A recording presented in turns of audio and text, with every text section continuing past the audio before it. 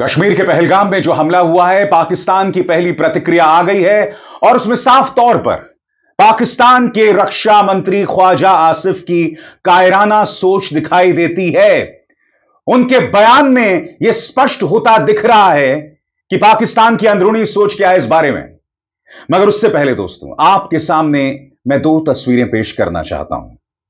सबसे पहले इस तस्वीर को देखिए। देश के गृह मंत्री अमित शाह जो हैं वो पहुंचते हैं, उनका स्वागत लाल कालीन में हो रहा है।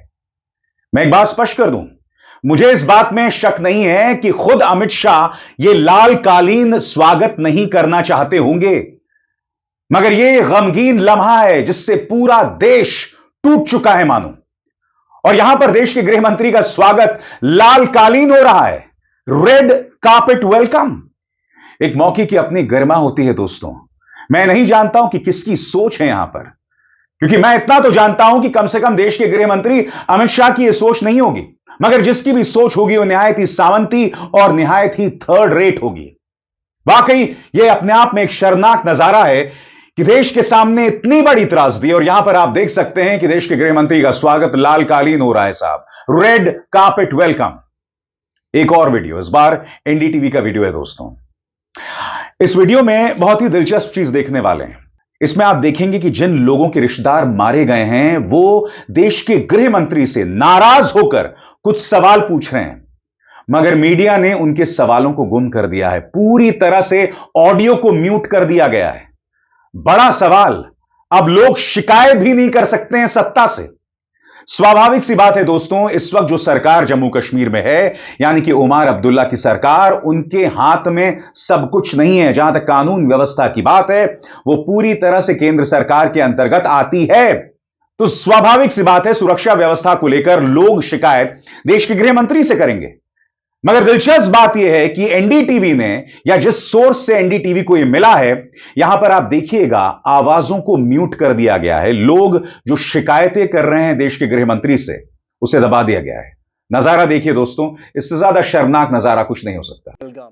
और अब भी मैं देख रहा हूं दोस्तों, आज ही सुबह मैंने आपको बतलाया था, भारतीय जनता पार्टी छत्तीसगढ़ का जो ट्विटर हैंडल है, एक्स हैंडल है, उन्होंने यह शर्मनाक ट्वीट किया गिबली की तस्वीर के साथ, जिसमें उन्होंने कहा कि जाति नहीं धर्म पूछा, याद रखेंगे।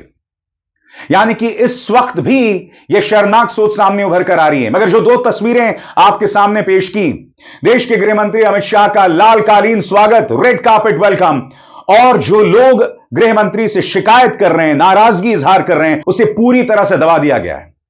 सबसे दुख की बात यह है दोस्तों, गोदी मीडिया आपसे जहर उगलना शुरू कर दिया है। आपकी स्क्रीन पर यह जो औरत बिलख रही है, यह मृतक सैयद हुसैन शाह की मां है। इसके अलावा जो प्रत्यक्षदर्शी हैं, उनका मानना है कि कई मुसलमानों को भी मारा गया है। मगर यहां पर इस मां के आंसू आप साफ तौर पर देख रहे हैं। बड़ा सवाल, अगर वह आतंकवादी सिर्फ हिंदुओं को मार रहे थे, तो सैयद हुसैन शाह को मौत के घाट क्यों उतारा गया? क्यों उसकी मार हो रही है? यह सवाल तो किया जाएगा। तो बड़ा प्रश्न कि गोदी मीडिया इस मुद्दे पर जहर क्यों उगल रहा है? इस मौके पर मीडिया की भूमिका बहुत जिम्मेदारी भरी हो जाती है, क्योंकि आपको समझना पड़ेगा कि पाकिस्तान से आए आतंकवादी किस मकसद से हमला करवाना चाह रहे थे। उनका मकसद था देश के अंदर हिंदू मुसलमान के दंगे शुरू हो जाएं, क्योंकि बार बार यह कहा जा रहा है, कम से कम प्रत्यक्षदर्शियों का यह कहना है कि उनसे उनकी धार्मिक पहचान पूछी गई और फिर गोली मार दी गई। जिन लोगों ने उन्हें मौत के घाट उतारा, उनकी सोच को समझिए दोस्तों। अगर आप यह नहीं देख पा रहे हैं तो आपसे ज्यादा नासमझ में कोई नहीं समझता, क्योंकि उन आतंकवादियों का मकसद साफ था। वो लोग उनके रिश्तेदारों को जिंदा छोड़कर जा रहे थे इस संदेश के साथ कि हम सिर्फ हिंदुओं को मार रहे हैं। इसका मकसद क्या है? समझिए, इस सोच को समझिए। ये आतंकवादी जो पाकिस्तान से आए थे, वो भारत के अंदर क्या करना चाह रहे हैं? और पाकिस्तान के रक्षा मंत्री ख्वाजा आसिफ की भी प्रतिक्रिया आ गई है। यहां पर ख्वाजा आसिफ कह रहे हैं कि इस हमले से हमारा कोई लेना देना नहीं है। वो आगे ये भी कह रहे हैं कि भाई, आतंकवादियों को हमने तो फरमान दिया था कि नॉन कॉम्बैटेंट्स और सिविलियंस को नहीं मारना चाहिए, मगर ख्वाजा आसिफ साहब, इन लोगों ने सिविलियंस और बेगुनाहों को मौत के घाट उतार दिया। एक पाकिस्तानी न्यूज चैनल को दिए गए इंटरव्यू में किस तरह से पाकिस्तान के रक्षा मंत्री अपनी पोल खोल करते हैं, खुद सुनिए। इसका हमारे साथ कोई ताल्लुक नहीं है। और हम किसी भी सूरत में जो है टेररिज्म को कहीं भी सपोर्ट नहीं करते। और बेगुनाह लोग जो हैं वो कहीं भी जो है इस किस्म की जो जंगें हैं, लोकल जंगें जो हैं, उनका निशाना नहीं बनने चाहिए। इसमें कोई शक शुबे की कोई गुंजाइश नहीं है। हमारी नेशनल जो पॉलिसी है उसमें बिल्कुल कोई नहीं है। जो नॉन कम्बैटेंट है उनको बिल्कुल टारगेट नहीं करना चाहिए। लेकिन अगर कहीं पे जो है फौज है या पुलिस है जो जुल्म ढा रही है वहाँ पे हिंदुस्तान में लोकल लोगों में जो अपने हकूक़ मांग रहे हैं, जिनके जिनके बुनियादी हकूक़ भी उनको मुयस्सर नहीं है, तो अगर वो बगावत कर रहे हैं, हथियार उठा रहे हैं, तो इसमें पाकिस्तान को इल्ज़ाम लगाना तो बहुत आसान है। तो हमारे पास तो एविडेंसेस हैं, रोज़ाना एविडेंसेस हैं जो हम देते हैं। एक नहीं कई एविडेंसेस दे चुके हैं कि बलूचिस्तान के अंदर और दूसरे इलाकों के अंदर। आपने सुना ना कि हमारा कोई ताल्लुक नहीं है। बेगुनाहों या नॉन कॉम्बैटेंट्स या सिविलियंस पर हिंसा इस्तेमाल नहीं होनी चाहिए, मगर हो गई। और बात वहां नहीं रुकती है। जो हमला किया गया है इसमें वो ये कह रहे हैं कि भारत के अंदर बहुत असंतोष है, तमाम राज्यों में असंतोष पनप रहा है, छत्तीसगढ़ से लेकर साउथ से लेकर मणिपुर तक। इनकी वाहियात सोच उनके इसी बयान से पता चल रही है। इंडिया के खिलाफ जो है मुख्तलिफ जो उनकी सो कॉल्ड रियासतें हैं उनमें बगावतें हुई हैं। एक नहीं, दो नहीं है, दर्जनों के हिसाब से। नागालैंड से लेके कश्मीर तक और साउथ में, छत्तीसगढ़ में, मणिपुर में, ये सारी जगह हिंदुस्तान की जो दिल्ली में जो हुकूमत है उसके ख़िलाफ़ बगावत हुई है। और ये होम ग्रोन है। लोग अपनी हुकूक मांग रहे हैं। एक हिंदुत्व वाली हुकूमत जो लोगों को एक्सप्लॉइट कर रही है, माइनॉरिटीज़ को, जिसमें मुसलमान भी हैं, जिसमें क्रिश्चियंस भी हैं, जिसमें बुद्धिस्ट भी हैं, उनको एक्सप्लॉइट कर रही है, उनका कत्लेआम कर रही है। ये उसके खिलाफ बगावत है। और आगे बढ़ने से पहले एक जरूरी संदेश। मेरे कार्यक्रमों के लिए आप नोटिफिकेशन का इंतजार मत कीजिए।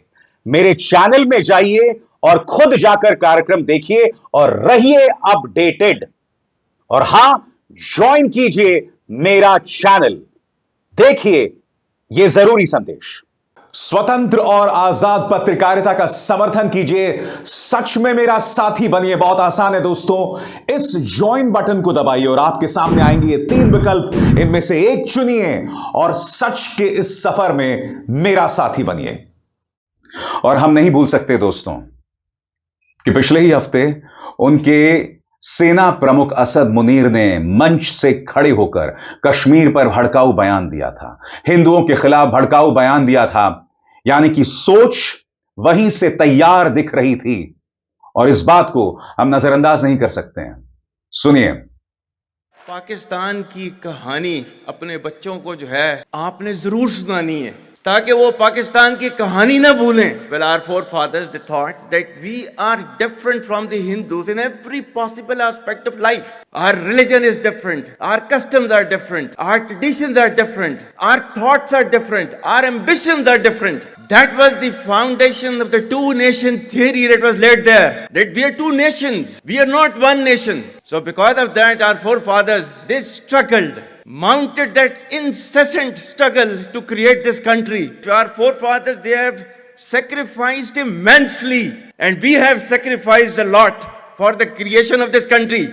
And we know how to defend it. My dear brothers and sisters and sons and daughters, please don't forget this story of Pakistan.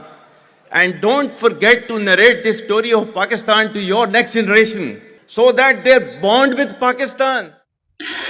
दोस्तों, आपके स्क्रीन पर हैं अब्दुल बासित। ये पाकिस्तानी विदेश मंत्रालय के पूर्व प्रवक्ता हैं। उन्होंने क्या बयान दिया है आपके स्क्रीन पर। मुझे पूरी उम्मीद है कि इस्लामाबाद तमाम अहम कदम उठा रही होगी। भारत द्वारा किसी भी तरह की कोई कार्रवाई के खिलाफ मुझे इस बारे में थोड़ा सा भी शक नहीं है कि पाकिस्तान की प्रतिक्रिया मुंह तोड़ होगी, ऐसा उनके विदेश मंत्रालय के पूर्व प्रवक्ता कह रहे हैं। स्वाभाविक सी बात है, यह जो हमला हुआ है उसमें साफ तौर पर पाकिस्तान की छाप दिखाई दे रही है। इसमें दो राय नहीं है कि एक बड़ा इंटेलिजेंस फेलियर है। 2000 पर्यटक वहां थे, मगर वहां पर सिक्योरिटी की कमी थी और हम अपने सरकार से सवाल करते रहेंगे, मगर पाकिस्तान अपनी जिम्मेदारी से कतई नहीं बच सकता, किसी भी सूरत में नहीं बच सकता। और सबसे बड़ी बात, मैं उम्मीद करता हूं कि हमारी गोदी मीडिया को सद्बुद्धि मिलेगी और वो लोग अपने प्राइम टाइम में जहर नहीं उगलेंगे, जैसा यह सरकारी चाटुकार सुप्रीम कोर्ट पर दोष मढ़ रहा था। आप में से जो लोग नहीं जानते, इसने कल रात क्या कहा, एक बार फिर सुनिए। इस आतंकवादी हमले के लिए दोष सुप्रीम कोर्ट पर मढ़ा जा रहा है साहब, कल्पना से भी विचित्र। सुनिए।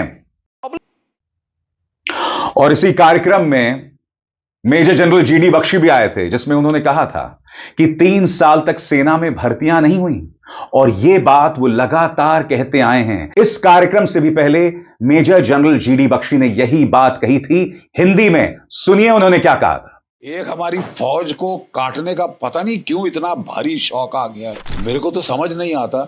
आपको मालूम है कि कोरोना काल में 3 साल भर्ती नहीं की फौज ने कि भाई इन्फेक्शन ना आएगा। हर साल 60,000 लड़के हमारे रिटायर, 60 1,80,000 फौज आप काट चुके हैं। बहुत पैसा लग रहा है, बाकी जगह इनको पैसा नहीं लगता। मुझे बहुत दुख होता है। पहाड़ों की लड़ाई में आपको मैन पावर, आपकी लड़ाई सारी पहाड़ों, चीन के साथ हाई एल्टीट्यूड की लड़ाई है, जम्मू कश्मीर पूरा हिल्स और जंगल है, वहां बहुत मैन पावर की जरूरत होती है। आप अपना जीडीपी का 1.5-1.6% आप लगा रहे हो, बाकी देश जो है 2% के ऊपर वो लगा रहे हैं, 3% के ऊपर। रशिया तो 8% अपना जीडीपी का लगा रहा है, क्योंकि वो लड़ाई के अंदर है। अग्निवीर की भर्ती कितनी हो रही है? 43,000। आप लगातार कम करे जा रहे हैं। मगर क्या मेजर जनरल जीडी बख्शी की बात किसी ने सुनी?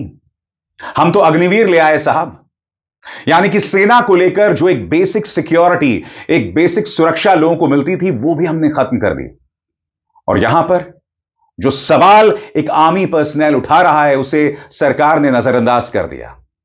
मैं उम्मीद करता हूं दोस्तों, यह जो बड़ा हमला हुआ है उससे देश एकजुट होगा। हम और नहीं बिखरेंगे, हम एकता के साथ इस चुनौती का सामना करेंगे और देश के दुश्मनों को मुंह तोड़ जवाब देंगे। और उस जवाब में मैं अपनी सरकार के साथ हूं।